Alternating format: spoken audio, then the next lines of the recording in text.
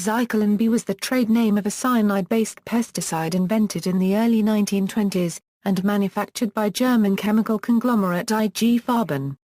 Zyklon B consisted of hydrogen cyanide, a stabilizer, a warning odorant, and one of several adsorbents.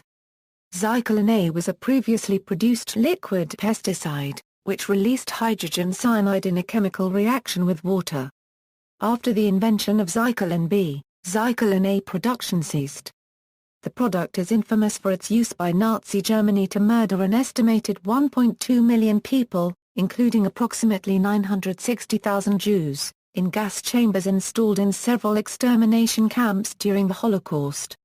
One of the co-inventors of Zyklon B, chemist and businessman Bruno Tesch, was executed by the British in 1946 for his role in this operation. Mechanism: hydrogen cyanide is a poisonous gas that interferes with cellular respiration. Cyanide prevents the cell from producing ATP by binding to one of the proteins involved in the electron transport chain. This protein, cytochrome C oxidase, contains several subunits and has ligands containing iron groups. The cyanide component of Zyklon B can bind at one of these iron groups, heme-A3, forming a more stabilized compound through metal-to-ligand pi bonding. As a result of this new iron-cyanide complex, the electrons which would situate themselves on the heme-A3 group can no longer do so. Instead, because of the new bond formed between the iron and the cyanide, these electrons destabilize the compound.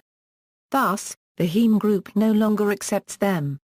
Consequently, electron transport is halted, and the cell can no longer produce the energy needed to synthesize ATP. History: even before any of the modern methods of mass-producing prussic acid were developed, suggestions were made that it could be used systematically to kill humans. A Berlin pharmacist is credited with the proposal to use rags with prussic acid placed on bayonets to combat the advancing Napoleonic army in 1813. During World War I, the French army reportedly according to Fritz Haber, the German chemist who helped develop poisonous gas for German army use used 2,000 tons of prussic acid as a poison gas agent in artillery ammunition. Hydrocyanic acid was widely used for the fumigation of valuable tree crops. It was initially applied to citrus fruit in 1887 in California. Use spread to Spain and other countries using either liquid prussic acid, calcium cyanide, or sodium cyanide preparations. During World War I, other HCN-based pest control applications were developed, and soon fumigation of ships, stores, factories, and even residential buildings with hydrocyanic acid gas became a popular method of combating insect and rodent pests in many countries. Thousands of ships, cereal mills, and other food processing factories were fumigated with hydrocyanic acid gas until the mid-1930s in Germany alone. Degussa had a leading role in the German research on pest control with hydrocyanic acid gas from 1916-17 on. Degussa's expertise in handling HCN resulted from its use in the extraction of gold from gold ore. Initially, the so-called pot method was used to generate HCN gas by treating sodium cyanide or potassium cyanide with diluted sulfuric acid in a pot. Like the utilization of highly concentrated liquid prussic acid, the pot method has disadvantages. For example, prussic acid is chemically stable only for a limited period of time. Highly explosive air-HCN mixtures form easily when applied. In March 1919, Deutsche Gesellschaft für Unquartierische Currenziedelungsbecker Currency MPFUN GmbH was founded by a consortium of German chemical companies including Degussa, and initially led by chemistry Nobel laureate Fritz Haber. Haber had World War I experience in the development of poison gas for the German chemical warfare program. At Dagisch, Ferdinand Fleury developed Zyklon A in 1920. Its development was a major advance over previous methods of delivering hydrocyanic acid for pest control because of its improved chemical stability and the presence of a warning odorant.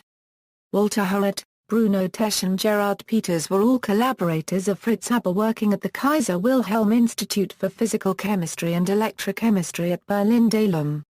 Out of this group of Haber assistants, Walter Hurett was named the official inventor of Zyklon B in a Daygish patent application from June 20, 1922.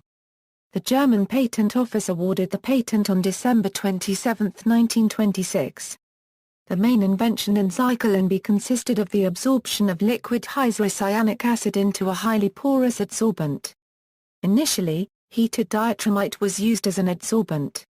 Later, high-porosity gypsum pellets called Urco dice as well as discs made from wood fiber were also used.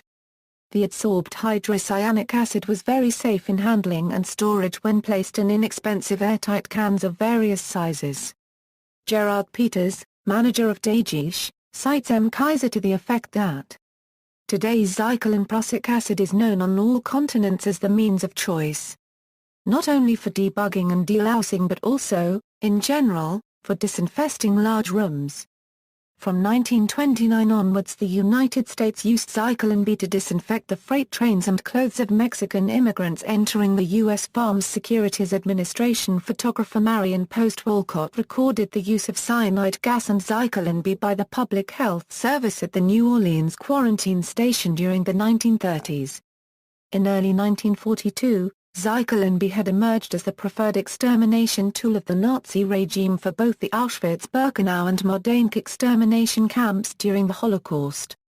The chemical claimed the lives of roughly 1.2 million people in these camps.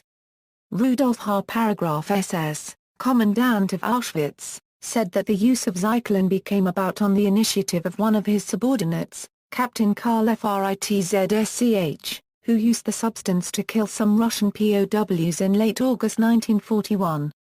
The experiment was repeated on more Russian POWs, with Paragraph SS watching, in September. The emergence of Zyklon B as the preferred chemical was a multi-stranded process. Production and marketing. Daygish played a key role in the development and manufacturing of Zyklon B. Many German companies had stock in Daygish, but all eventually sold their shares to the chemical giant Degussa in the early 1920s.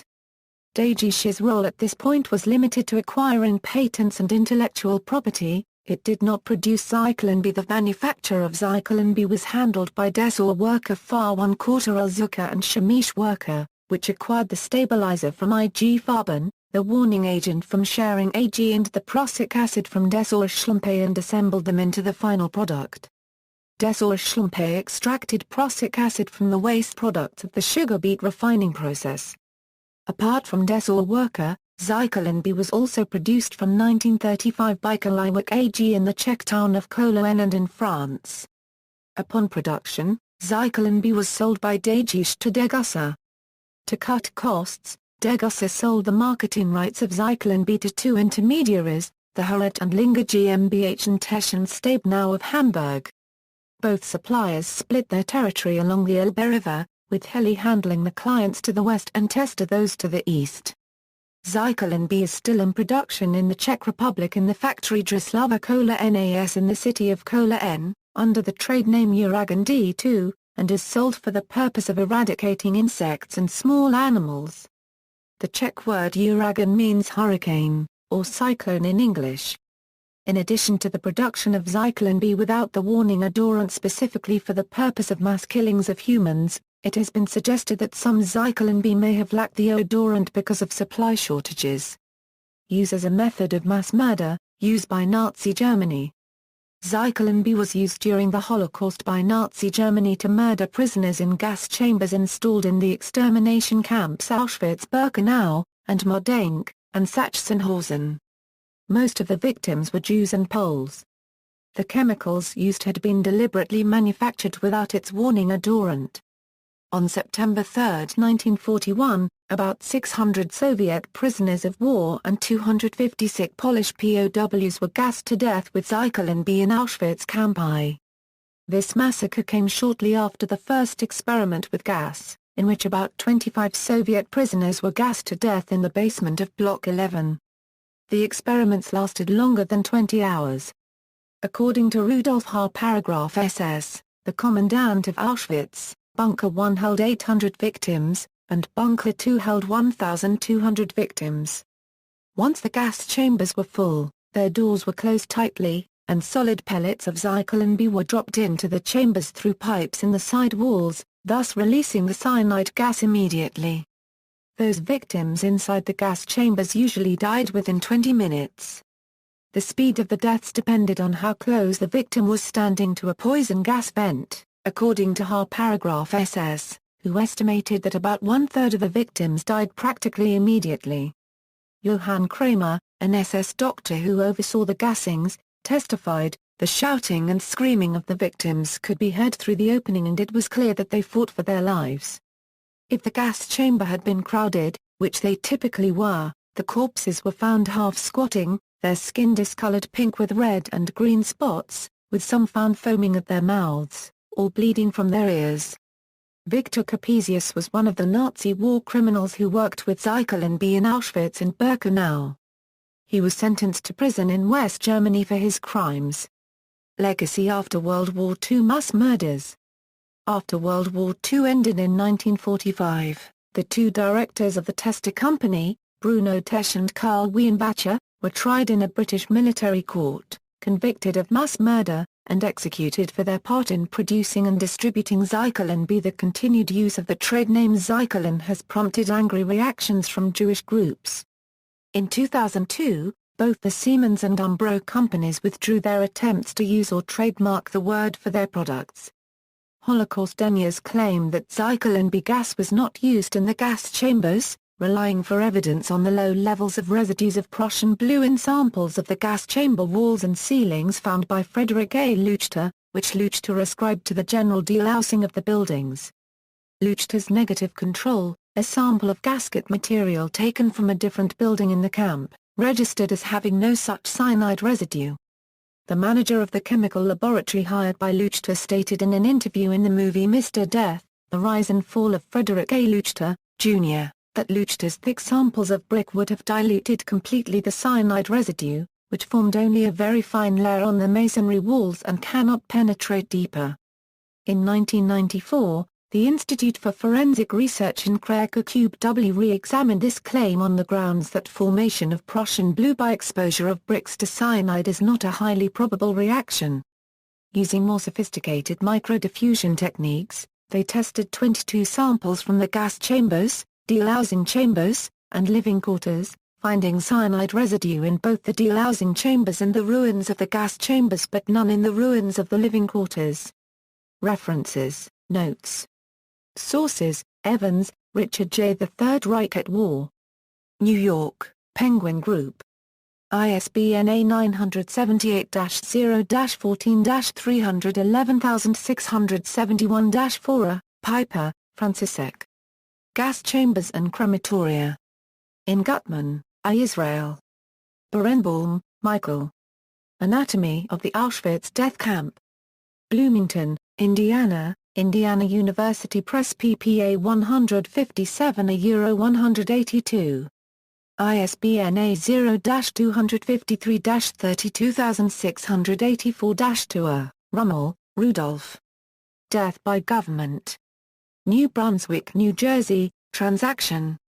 ISBN A978-1-56000-145-4. Snyder, Timothy. Bloodlands, Europe between Hitler and Stalin. New York, Basic Books. ISBN A978-0-465-00239-9. External links. Chemistry is Not the Science. A critique of the arguments of Holocaust deniers regarding the use of Zyklon B in gas chambers.